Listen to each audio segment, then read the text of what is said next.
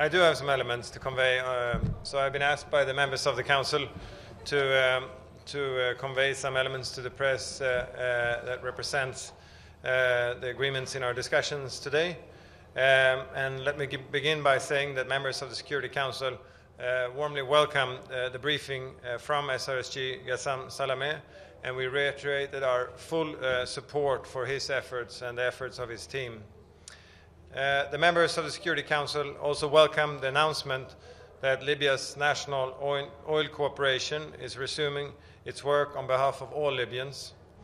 We condemn the attacks by Ibrahim Yadran against the oil infrastructure and stressed that the international community now expects the NOC to continue its work unimpeded.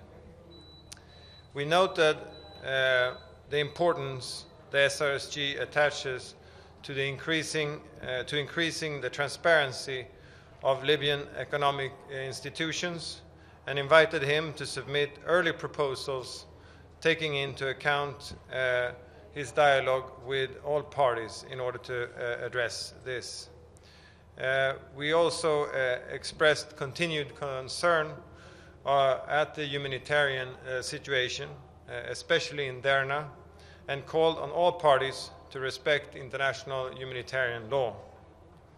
We finally underline our support for the UN-facilitated and Libyan-owned political process, including continued implementation of the UN Action Plan, including the preparations for credible and inclusive elections. And let me here again say that the SRSG stressed the importance of a Libyan-owned political process, and we very much underline our support to his efforts towards that end. Thank you very much. Mr. President, obviously Mr. Salami needs maybe international pressure or maybe from the Security Council on the Parliament in order to move forward with the process of the adoption of the electoral law. So do you have a message, whether in your capacity as a president or in your national capacity, to the Parliament on this regard? Well, by expressing our strong support to his efforts, I think by doing that we are, of course, also encouraging our relevant parties to constructively engage with him in taking the process forward.